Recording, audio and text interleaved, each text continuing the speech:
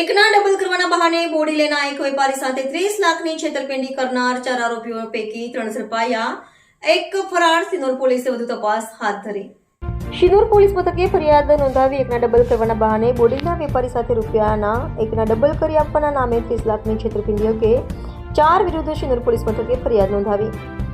રૂપિયા એકના ડબલ કરી આપવાના નામ બોડેલીના વેપારી સાથે 30 લાખની છેતરપિંડી કરનાર ઉમરેઠ તાલુકાના પાંસરા ગામના ગોપીનાથ બાબા ઉર્ફે અયુબ બેલીમ તથા નાકરાળાના ગામના ઝાકીર દક્ષેશ ઠાકર અને ભૌમિક ઠાકર વિરુદ્ધ વેપારી નિલેશકુમાર અગ્રવાલે શિનોર પોલીસ મથકે ફરિયાદ નોંધાવતા પોલીસે ગોપીનાથ બાબા, ઝાકીર અને દક્ષેશ ઠાકરની અટકાયત કરી ભૌમિક ઠાકરને ઝડપવા સહિતની કાયદેસરની કાર્યવાહી હાથ ધરતા સમગ્ર શિનોર પંથકમાં ભારે ચકચાર મચી છે.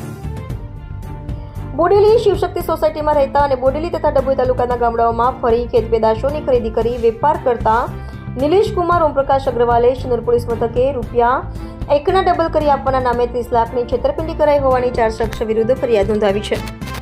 જેમાં ઉમરેઠ તાલુકાના પાંસરા ગામે રહેતા ગોપીનાથ બાબા ઉર્ફે અયુબ બેલીમ જે રૂપિયા એકના ડબલ કરવાની વિધિ કરતો હોય, નાના કરલા ગામના ઝાકીરભાઈ દક્ષેશ ઠાકર અને ભૌમિક ઠાકર સાથે એકબીજાના મેળા પીપળાથી ફરિયાદી નિલેશ અગ્રવાલને વિશ્વાસમાં લઈ તેની પાસેથી રૂપિયા એકના ડબલ કરવાના બહાને 30 લાખ લઈ જઈ છેતરપિંડી કરી હોવાનું જણાવતા પોલીસે 4 આરોપીઓ પૈકી ગોપીનાથ બાવા ઉર્ફે અયુબ બેલીમ રહેવાસી પાંસરા તાલુકો ઉમરેઠ તેમજ શિનોર તાલુકાના નાના કરલા ગામના ઝાકીર અને દક્ષેશ ઠાકરને અટક કરી ભૌમિક ઠાકરને ઝડપી પાડવા સહિતની કાયદેસરની વધુ કાર્યવાહી હાથ ધરતા હાલ સમગ્ર શિનોર પંથકમાં રૂપિયા એકના ડબલનો આ કિસ્સો ટોક ઓફ ધ ટાઉન બન્યો છે.